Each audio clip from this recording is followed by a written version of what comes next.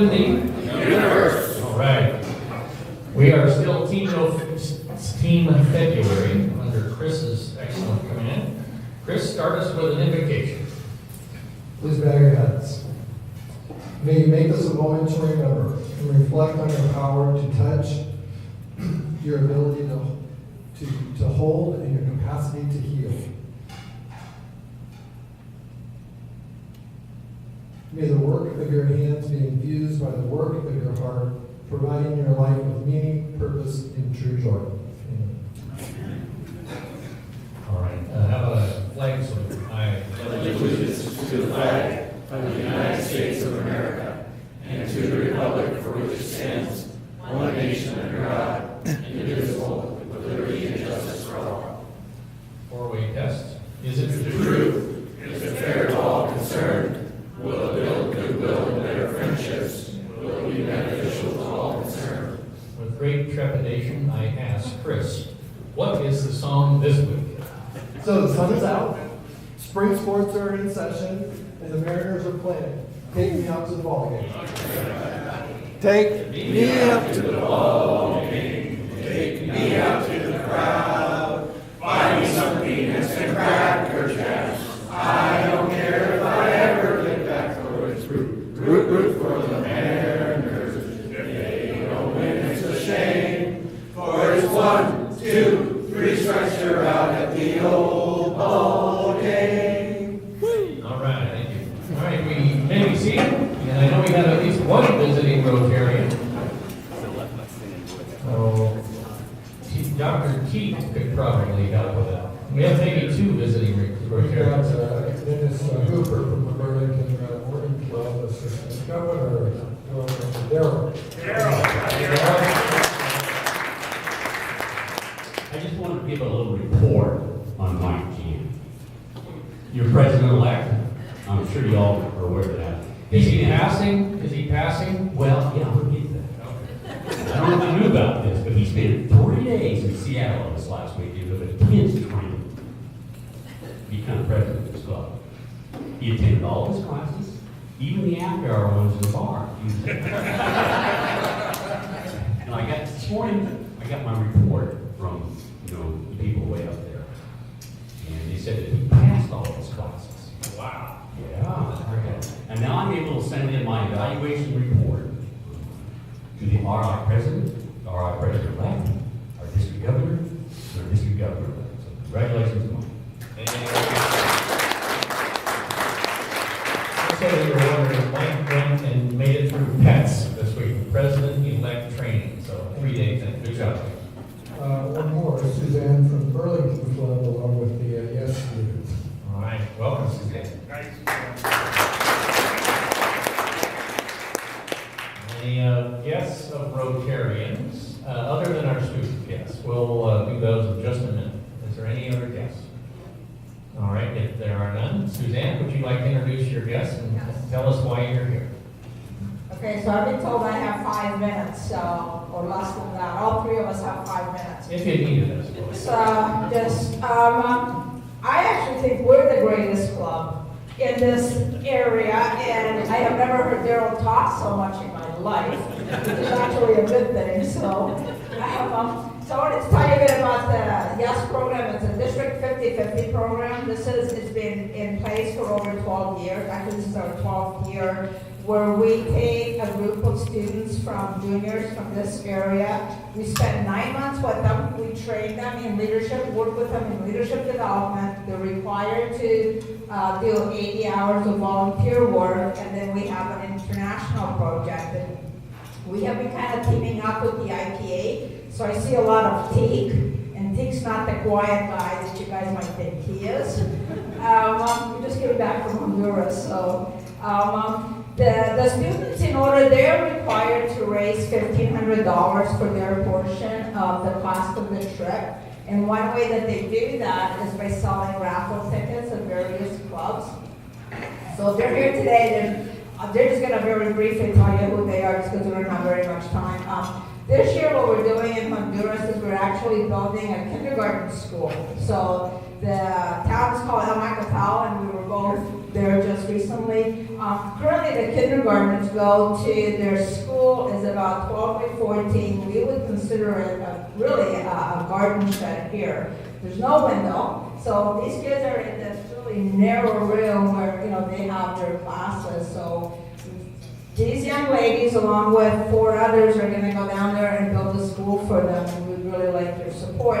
And one other plug, and then I'm going to turn it over, is that you guys actually have 2 high school students from the Sedro Woolley High School who would like to go participate in this program. And I'm kind of hoping that Carl or someone's going to let us do a presentation to the board and kind of get you guys on board to sponsor one of those kids for next year. So I'm going to introduce this is Tori and Reina, and they're just going to tell you who they are and where they be volunteering. Hi, I'm Victoria Frost. I'm a junior at Anacortes High School, and my passions are playing tennis, playing flute. I played in band and was always singing with Reina. And I also recently discovered that I kind of like volunteering and traveling. So this program is perfect for me. I volunteer at the Gentry House, usually bi-weekly, but since tennis started, I have to kind of cut back a little bit. So I'm going to look into other volunteers, like every weekends. I might go to the church or serve meals to homeless people, which is something that goes on in my town. And I joined the S program because I really like traveling, and I want to meet a lot of people who don't necessarily have the same viewpoint as myself, and I want to learn sort of what they're thinking and what their life is like and help them through it. Thanks. Hi, my name is Reina Alanis, and I'm a junior at Burlington Edison High School. Like Tori, my passions are music. We play the oboe, which we play in Fidelity Youth Symphony together. I enjoy mostly social sciences, like psychology and stuff like that, and law. So I just did my job trial with Judge Laura Coleman. I joined the S team because my goal in life is kind of to make a good impact on the world and to help others, and I never thought I'd be able to have this chance so early in my life, so I'm pretty thankful for this program, and I'm very excited to go. For my volunteer service, I volunteer where the heart is in Burlington, which is an adult daycare center. So I go there and I spend time with the residents, and we do activities like origami. Sometimes I join them for like their singing in church, or we do coloring and stuff like that, just to keep their minds active, or we go on a walk to keep their bodies active.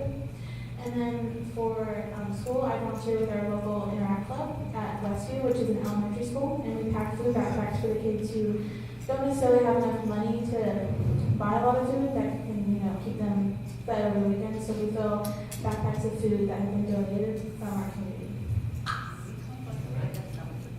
Okay. So our tickets are $10 each, and all that money goes into, our paying for our fees for the trip. And we have a list of what raffle items are available. So if you win, you can have one of these.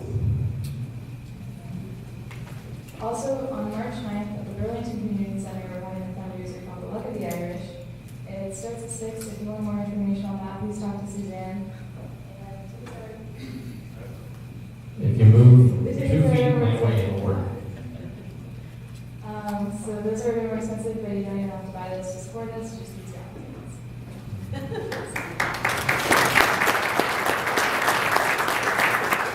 Thank you, Suzanne. Thank you, ladies. It's a great program, and I wish you all the best. You're going to have a great time. Another program that Rotary can help with, there's 2. There's foreign exchange students, and there's also the easy one, or an easier one, and what we're doing is the RILA program. If you haven't heard about that, Suzanne will tell you all about that. All right. We're on to reports. Does anybody have, I have several announcements from people. If you have one, just raise your hand when you think you've got one. So Daryl Cooper, we got you in, right? We're good to go. Rock Styles. So good afternoon, everybody. So if I could have Marnie, Danny, Josh, John Ingleby, and Dave Bricka stand up. Come on, stand up. Stand up. Okay, now these folks at least 2 out of the 5, have signed up for the dinner of the month auction item, which normally goes for about $1,500. So if you want something to participate in a live auction item, here's your chance to fill out. It's a dinner a month, so you only have to do one dinner. You deliver it over to the winner's house. It's a 4-course meal, appetizer, salad, entree, and dessert, and then provide a beverage as well. So if you need to get a live auction item out of the way, here's the way to do it. So hopefully we can get 7 more people to fill out this list, so you don't have to listen to me anymore. Okay? So is that a deal? So let's go ahead and have that passed around on this table, because I know we'll probably all 7 of them will fill up that sheet right now. So the other thing I'm going to tell you is that last week we had a discussion a little bit about the wheel here and how we need to get some certificates and so forth. And so we suggested that one of the ways to do it, if you're out and about, you just buy a gift certificate for $20 or whatever at a restaurant or whatever, wherever you're at. And then when you bring it back, so here I bought one from Joy's the other week. So I'm going to go over here and put it into the box. I'm going to fill out this sheet right here, which is an inventory of all of our certificates. And you just write the item on there, assign it a number, put it back into the box, and then Curtis will periodically be looking at this board and kind of looking at what type of certificates we have, and then putting it on the board. So that's kind of the way we're going to be doing that. Now, if you wanted to try to get some volunteers going in, and a good idea, very important, is that if you go solicit a certificate that people's going to donate to Rotary, you need to tell them it's not for the charity part, it's for the actual club business. So it's very important so that they don't think that they're donating to a charity, right? So that's the way we're hopefully to do it. And of course, Steve Huggins and Sue Stradoff, and I believe you over the years have got certificates from your business and put it into the box too. You can certainly do that as well. So, all right, thanks. Thank you, Brock. All right, Susan Stradoff.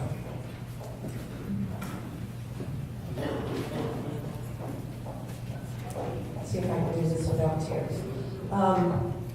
Due to circumstances beyond our control, with heavy heart, the Department of Ecology has found that our property is too contaminated by previous owners and landowners, that we cannot move forward with the plans that Ford Motor Company said we have to do.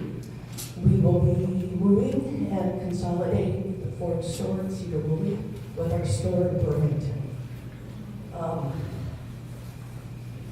We're not abandoning the community. Rotary, Boys and Girls Club will still be very active, but this change will be happening soon. Tough news indeed. That just enriches my love for the Department of Ecology even more. All right. All right. Any other announcements? Okay, I have a few. Real quickly here, I'm happy to say that we had a permit from the city for our work on the community center already. Nathan Salsina is an amazing guy, and he whipped it up before we even asked for it, so that was great. The plan as it currently exists is over on the board over there. You're welcome to go take a look at it. The only thing that we added in the last week or so was a arbor outside, so that if there's a wedding or a band playing, the focal point will be underneath the arbor. The committee is going from design phase to planning, cost estimating, working up the budget, and so it's getting off my plate, thankfully, and getting on to Dan Hockett and Ashley Richards' plate, and thank you both for that. I want to remind you that we're funding up to 10 couples to go to the district conference. It is April 11th through the 14th. You don't actually have to go the whole time. You can go just Saturday, or you can do what I typically have done in the past, although this year I'm going to do the whole thing. In the past, I've gone Friday afternoon at about 1 o'clock. That's when things really get started, and through Sunday at noon. And so you don't actually have to blow out work days other than the 1/2 Friday to do the whole conference. We're also funding $750 per person for two couples or 4 Rotarians or some combination thereof to Hamburg, Germany for the Rotary International Convention, and that's June 1st through the 5th. And we have at least 1 or 2 that are, we have at least 1 going and maybe another. So that's pretty exciting. The District Assembly is coming up March 23rd. That's Rotary 101. We have to fund 4 people to go, and so we're doing that. But so far, we only have 1 or 2 actually signed up. So if you want to go to that, let me know. I'd love to have you. The Rotary Day of Service, which Bill McCann has taken in charge of, we're going to work on the Lake McMurray Cemetery again, like we did last year, and that'll fulfill our Rotary Day of Service, and we're going to do a little flash. Ruth has agreed to write up a little summary of that day, and then we'll submit it, and so our Rotary District will be participating in the Rotary. Is that an international effort, or a national, or just a district effort? Just district Rotary. All right, so our district has an initiative of a Rotary Day of Service, and Sedro Woolley is answering the call, and that's awesome. And our work for this building, by the way, is scheduled to start on or around April 1st, and there will be, I'm sure, a meeting where it will be disrupted a little bit, but not to the point where we can't meet. We're trying to do it so that we don't bump any events that have been scheduled in here, including Rotary meetings. So, all right, any other things from anybody before we move along? All right. How about a raffle? Can I have all the Mariner fans please stand up? And we'll find Mariner fans, if you want Mariner fans, when we gave them last year too.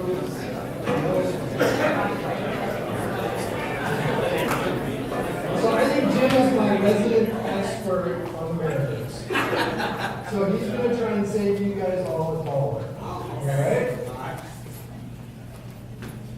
I have in front of me the projected lineup for the Mariners. I would like you to give me the 9 positions. I'm going to give you 3. Right. Mitch Haniger, Kyle Sager, and Dee Gordon. And the other 6. Take out your dollar, You need help? No. All right, that's a dollar. Okay.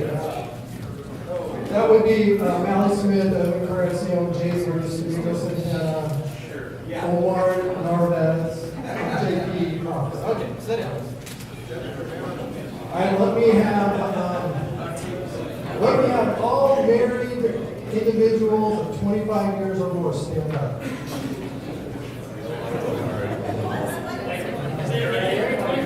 25 years or more. Who's the longest? Have you been married? Who's got the longest? Somebody over 50? That's awesome. Okay, so Les is my resident expert. He's gonna try to save everybody's city down at all. Because we have great respect for those married over 25 years. According to Bridal Magazine in 2014, what was the average cost of a wedding? I'll give it to you with $1,000. Holy smokes. It's going to cost everybody sitting down $1, but it was awfully close. $31,213. Whoa. All right. I got a couple more. I get all Cougars and Huskies, but if you affiliate with Cougars or Huskies to stand up. Cougars and Huskies.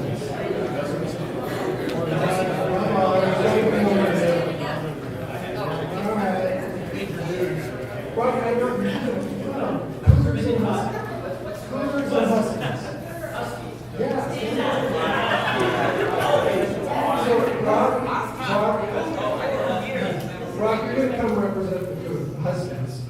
Yeah, you're going to come represent the Cougars, because you guys have a bet every year, right? So come here, come right here. So we know. By the way, I've won the last 6 years, so. So the Apple Cup is 119 years old.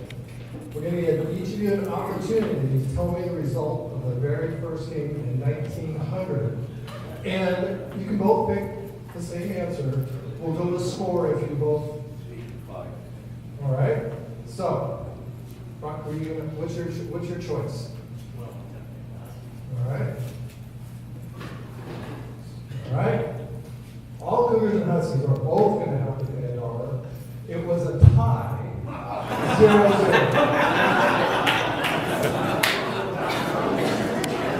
Time for one more? All right. I have a special one for all of our school district employees, board members, and anybody related to that. Please stand up. Former board members, union associates, schools. Sure, absolutely. I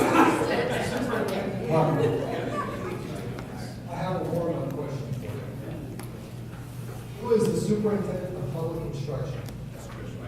Awesome, very good. Now, here's your real question. What is described as the first school in the United States? I'll give you a hint. My sister-in-law went to this school. Your sister-in-law went to the school. So it's been around for over a lot of years. I was gonna say you're pretty old. She wasn't there when it opened.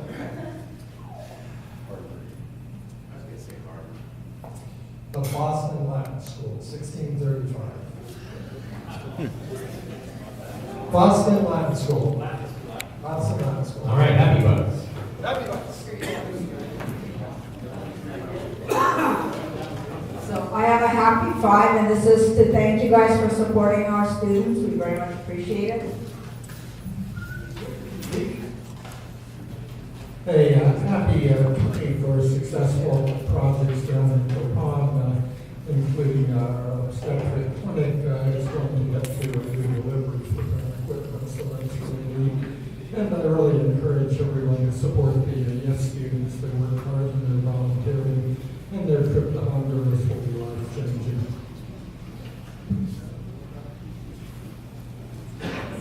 I have a happy whatever I have left. I guess like 8 left, I don't know. But my daughter is 13 today, so we officially have a teenager now.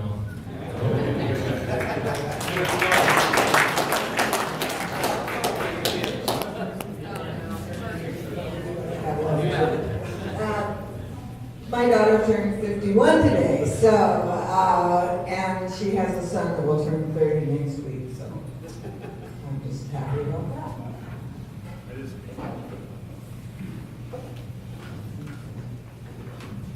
I got a happy 10, 5 for an amazing year at the Oregon Logging Conference, and another 5 for missing the snowstorm by like hours.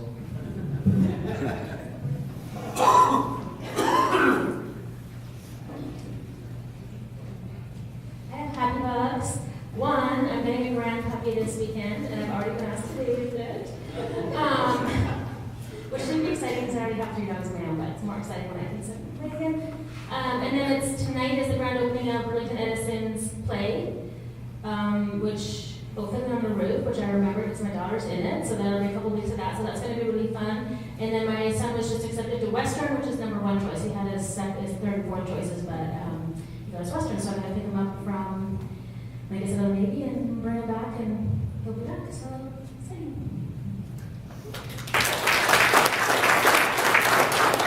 Yes, I got a couple happy bucks. I had the privilege of participating in a ceremony last night to honor Louis Rotary. It was really cool at the city council. Mayor Johnson was there, and she presented him with a plaque. And for 40 years of service to the city of Sedro Woolley, and it was a real honor to be there. And a special and good job in pulling that off. So thank you for that.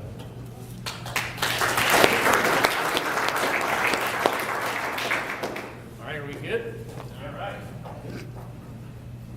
It's time for early neighbors, but today we have featuring our own. We have new member talks, and they're not all new, but they're at least going through the process to get caught up. I have first on my list, I have Curtis Melton. Are you here, Curtis? You ready to go? All right, come on up. Followed by Mike Janicki and then Dana Brothers.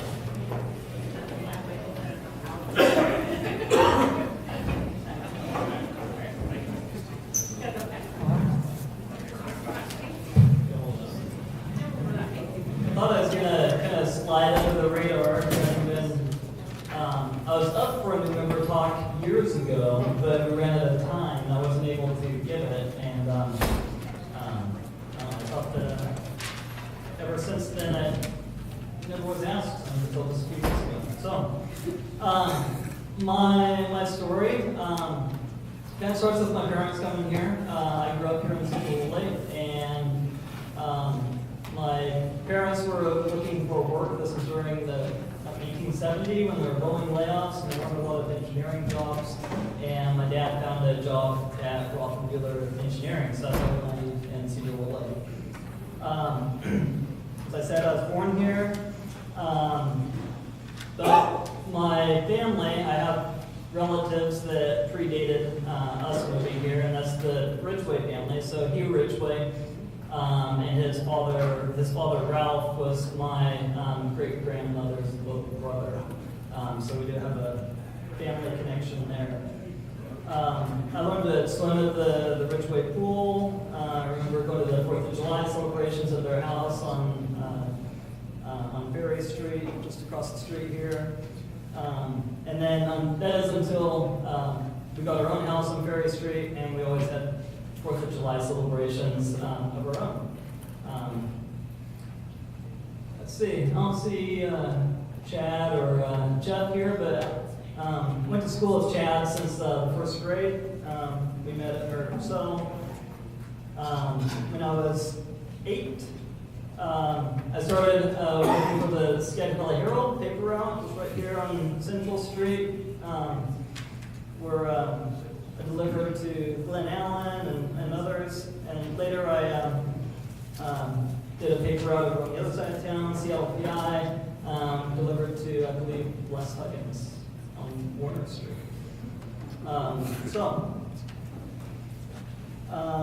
I also remember working for the Courier Times. That was fun. They had an old linotype machine, where they're like casting the lead print. I believe the machine's in the museum now, and I remember that operating. It was just fascinating to see all the gears and cams working as it went. So that was fun. At age 12, I started volunteering for the Lake Whatcom Railway. At 15, I started firing. I was the fireman on the steam locomotive, and by 18, I was running it. So I have fond memories of doing that. I still run the diesel locomotive from time to time as the train runs. I spent a lot of summers changing ties and taking apart the steam locomotive and fixing it.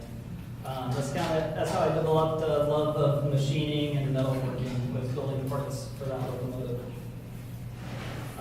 As a teenager, I built a foundry/forge in my backyard. I used it for melting brass and heating up steel. I used old motor oil to fire it, and it worked off the same principle as the steam locomotive. My neighbor, Chuck Hyatt, who's a native to Clear Lake, some of you may know him, he would donate all of his old motor oil to me so I could run my forge. As a teenager, I mostly stayed out of trouble, but somehow was not able to stay out of the vice principal's office or out of the back of Officer Doug Wood's police car. So myself landing in Daryl Heisler's office starts with my grandmother. During one of our 4th of July celebrations, she arrived at our house sporting a bright Hawaiian-themed hat that said, "I got laid in Hawaii." And so it was, my teenage mind was primed for the perfect answer to a bonus question in Ms. Josiah Held's Earth Science class. The bonus question at the end of the test was what happened to Winnie last night on the show The Wonder Years. Having never watched the show, I had no idea what the correct answer was. I didn't even know who Winnie was, but I knew a good answer. I said Winnie got laid. Of course, I was referring to her receiving a lei of flowers. Mr. Sykelt failed to see the humor in my answer and promptly sent me to Mr. Heisler's office. Me landing in the back of Officer Wood's car involved a train. Having had the experience of jumping on other trains, I thought it'd be a good idea to jump onto a moving Burlington Northern train as it moves slowly around the corner around the Skagit complex. I chose to jump on the last step of the caboose for two reasons. First, if I was to fall off, I wouldn't get run over, so I was thinking a little bit. And two, I wanted to talk to the guy in the caboose. I jumped on, was there for about 2 seconds, and realized that really wasn't what I wanted to do. I didn't want to talk to the guy in the caboose. So I could feel the train accelerating and decided it was time to jump off. A few seconds later, Doug Wood showed up. He asked why I jumped on the train, to which I responded that I wanted to talk to the guy in the caboose. Officer Wood didn't take kindly to my answer and sent me promptly to the back of his car. My friends then testified that I really did want to talk to him and ultimately allowed me to get released. It did scare me a lot.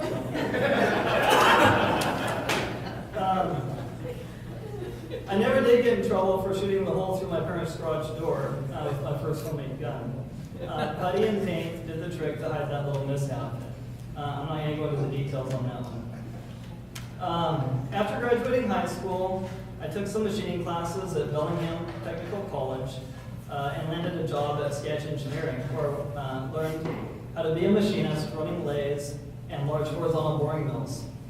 For fun, I'd often stay after work making steam engine parts. At age 20, I served a 2-year mission for my church in Argentina, where I picked up Spanish, and which I still occasionally use with my coworkers. I learned the value of food and a good job, both of which are quite a bit more scarce there than they are here. I met a lot of really good people down there as well. After my mission, I came back home for a few months before moving down to Mercer Island, where I lived for 9 months. In 2000, I moved to Utah, where I went to school and got married. I worked my way through school as a manual machinist, and later running CNC machines in the physics department machine shop. While working in the machine shop and going to school, I made an instrument for accurately measuring rubidium vapor density.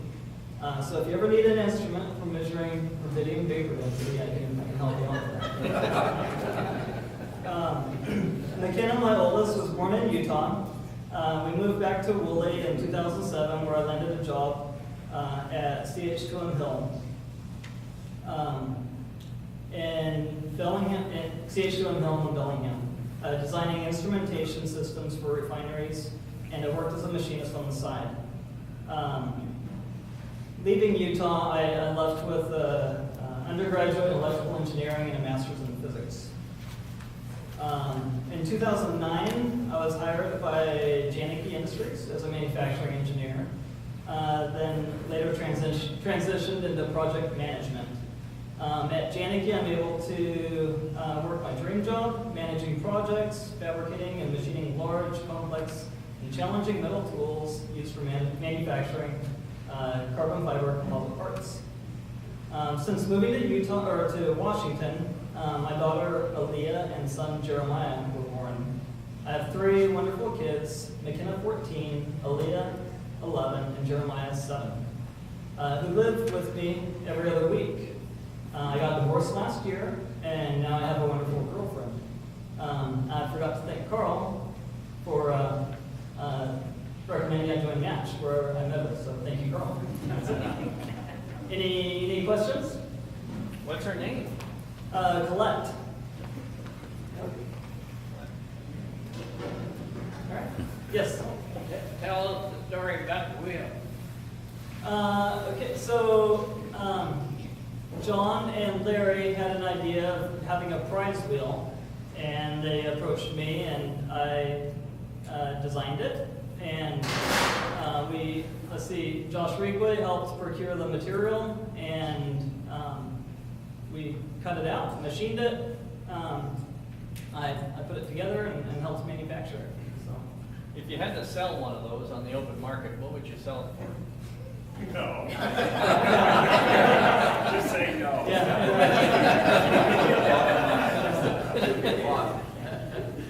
That you guys, that material, that's some of the highest grade aerospace carbon fiber composite material that we actually have in our plant. John's not here. All right.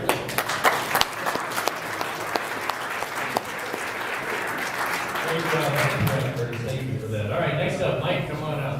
So, Mike, what do you think? Is it $20,000 reel or is it a $40,000 reel? I don't know.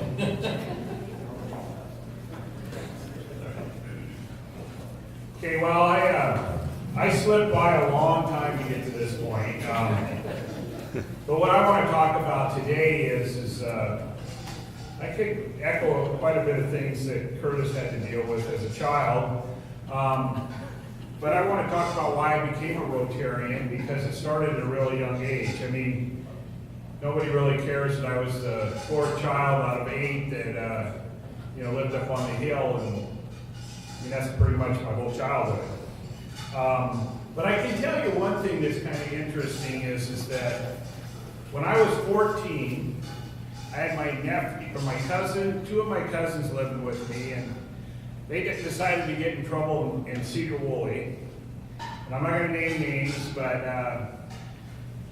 the police came and brought them up to my dad's house at 2 o'clock in the morning.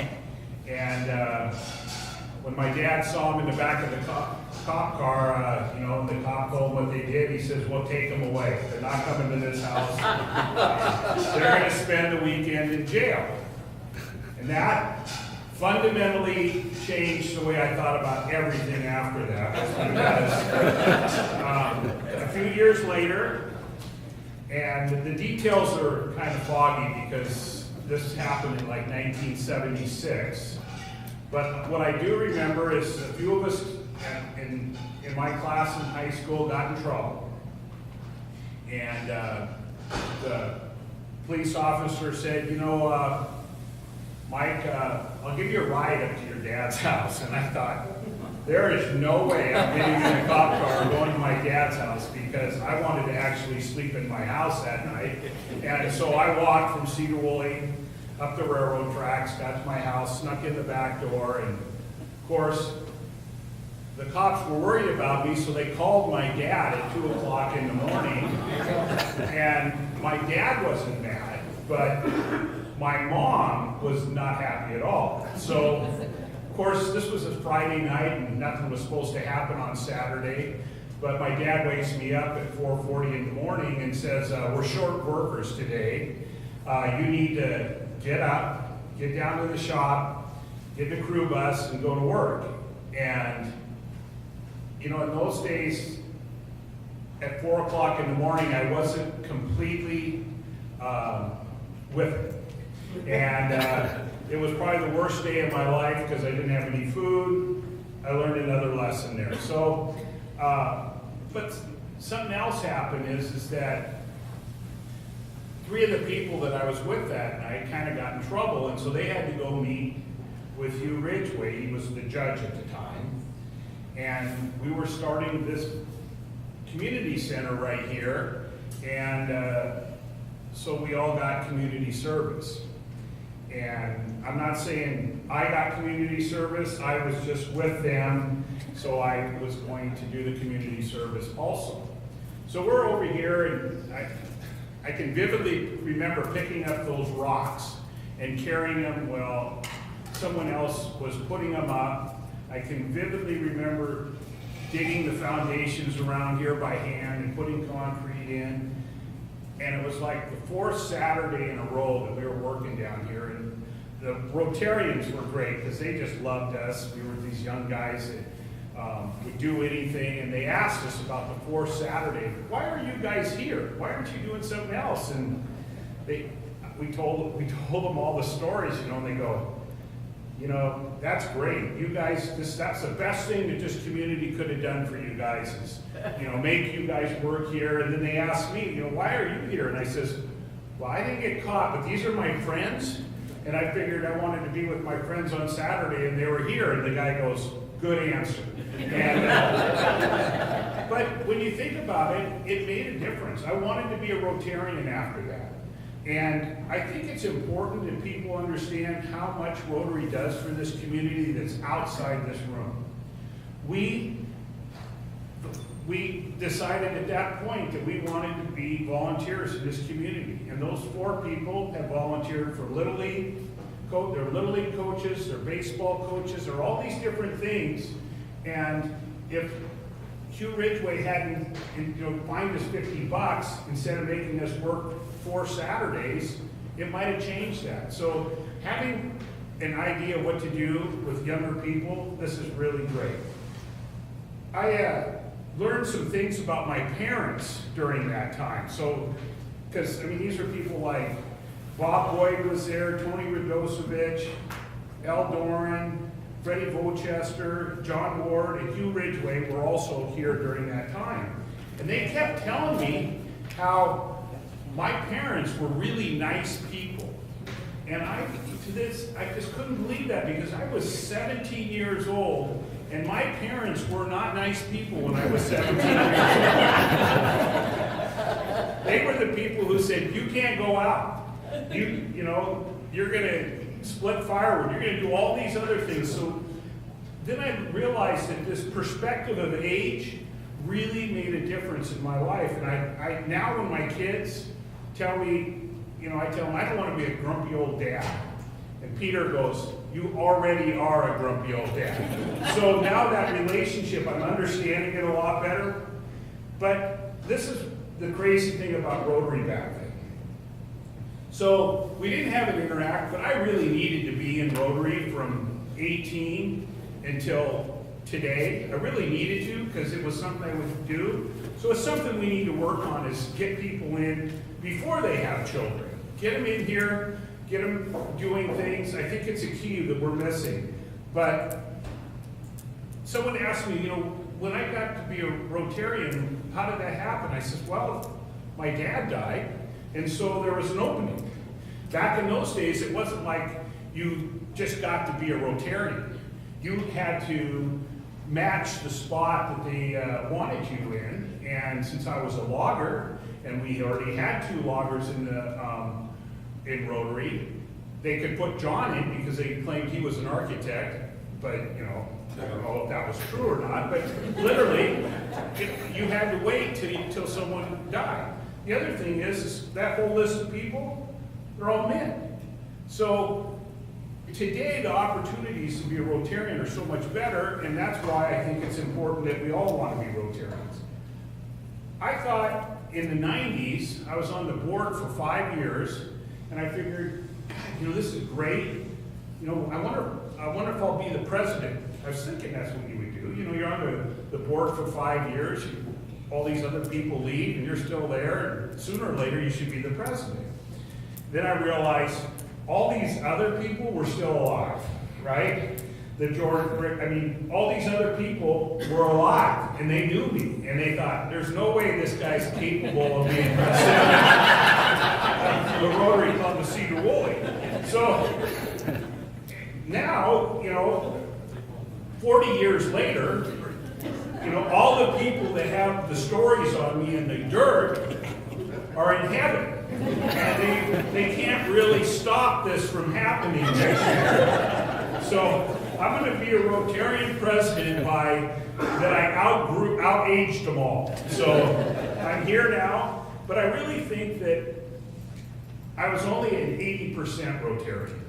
I think back now that if I could do it again, there's so much more opportunity that we missed. And one of the things, and I told David this, I go, this is the key. We never ask people to do enough.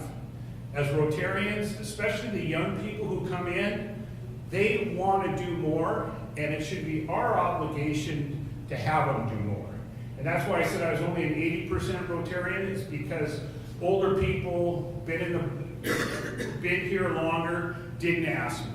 So going forward, my job is going to ask you to do stuff because I want everyone to feel like they're 100% Rotarian. The other thing is that I never did anything other than write a check for any international projects. And, you know, we have by far the best Rotary Club in the universe because we have people like Teak and Avery and Carl who want to actually go do projects overseas or anywhere. And all we have to do is find some cell phones or do this or do that, and we get to be part of that. And I think that that's something in Rotary that we all need to be focused on. So my final thing is that Rotarians never say no. And I think that's the best part about being a Rotarian is that I grew up my whole life and I never had to say no. But if there was one thing I would do again, I would ask. There's a lot of things that the Rotarians do, and they think you're too busy, you're either too young or too old. I can't go into the rest of these things, but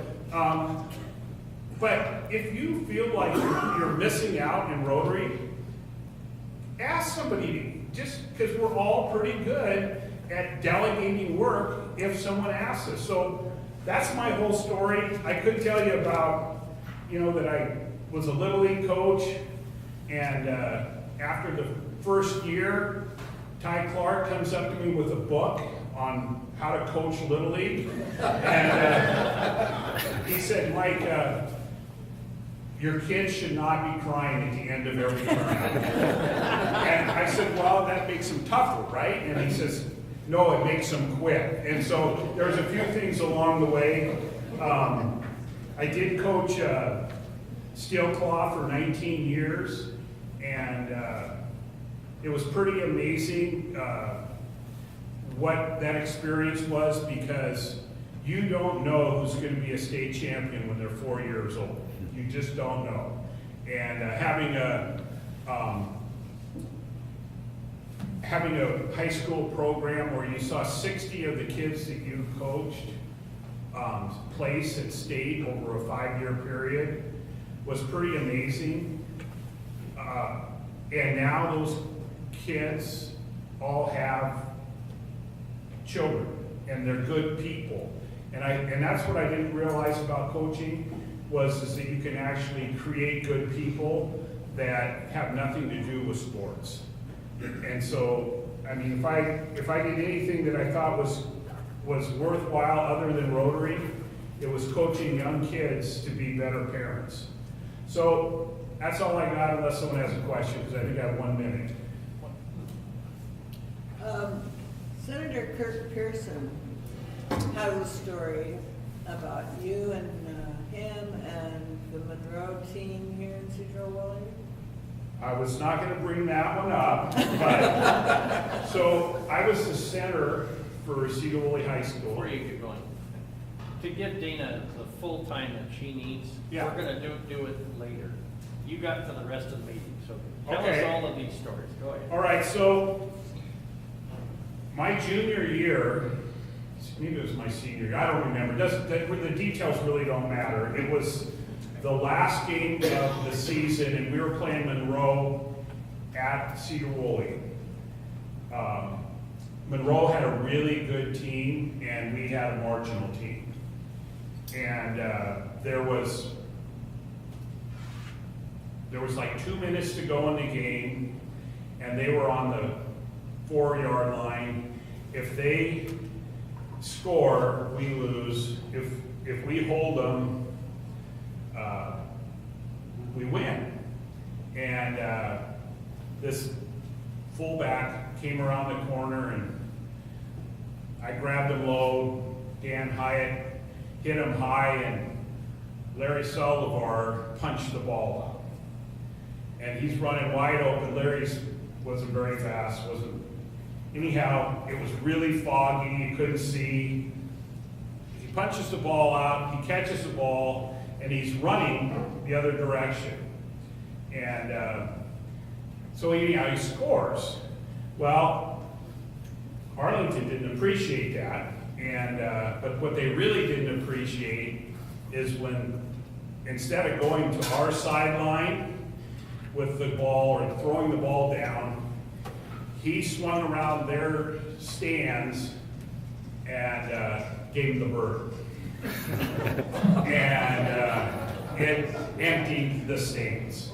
And and we're just thinking, this is the best thing. It's like, the season's over, it's the last play of the year, and we get to have a brawl. And so everyone just starts fighting, and I'll never forget somebody, and I can't remember, it was Scott Flop, I can't remember the names, but someone had actually taken off his helmet, because he could hit people better with the helmet in his hand, and he's swinging this around, the referee's got the things flying up, and you can actually, it's actually in the paper, you could actually look this up, and so of course, I'm not gonna walk away from this, and neither was Kurt Pearson was, so we were at the 50-yard line, standing toe-to-toe, beating each other up, and he's now a senator for the state of Washington, and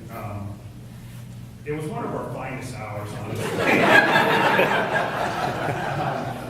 So yeah, that was one of them. Not to embarrass you. Yeah, no, that's okay, because my wife's not here, I can say stuff like this. Anything else? So Mike, can you explain, you said you were a center? Yeah. What was the center doing out on a defensive play? Oh, well, because I played. I'm just curious if you were like the 12th guy on the field, if you were a little confused about that, or... So, I wasn't very fast, but when there was the goal line, you put more big, slow people in. So I was one of those big, slow, extra linemen that they put in, on a goal line stance, and obviously it worked. But yeah, that was the funniest thing of that is I can remember Spud Wally. So he's the mayor of Sedro Woolley at that time, and he is in the center of the field too. And I don't know why he's there, but it's like he's grabbing kids, and this vision in my mind of these adults not sure if they should be pushing them towards the fight or pulling them away from the fight. But it was this crazy thing where everybody, I mean, there were parents out there fighting other parents, and it was the most bizarre, it's one of those things that, this was 40-some years ago, and I mean, there's like this picture in my head that's perfect. I can even tell you where the dirt was on the ground out there that day, because it's just like embedded in my head. Hope that your children do better than you. That was my goal after that. So, I should tell you, when it comes to raising kids, the most important decision you can make in your life is picking the right spouse. Because Lisa had a set of goals that I had to bring myself up to be a parent, because I remember, I wanted to go play baseball with my kids, and she had this list that said, violin lessons, piano lessons, speech lessons. There was like all these other lesson things that my kids had to do before they could come play with me. And but I think they made them better parents now, because my kids followed what Lisa told them to do with their children versus what I would have done. And so it works out really well. We've been married, I think, Jesus, I don't know why I brought that up. She's not here. She's not here, 37 or 38, maybe, somewhere in there. Anyhow, she has done an incredible job raising those kids and grandchildren. And really all I have to do is smile and stay out of the leadership of them, because she does a great job. That's all.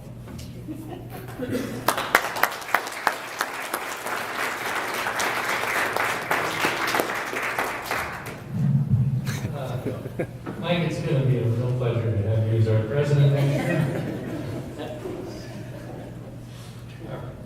Great job. We're going to finish a little early. Anybody have anything for the good of the order? Make sure you buy raffle tickets if you're intending to do that. Don't leave without that. There's envelopes on the table, right? Suzanne, you're going to pick them up, right? All right. Anything else from anybody? With that, we are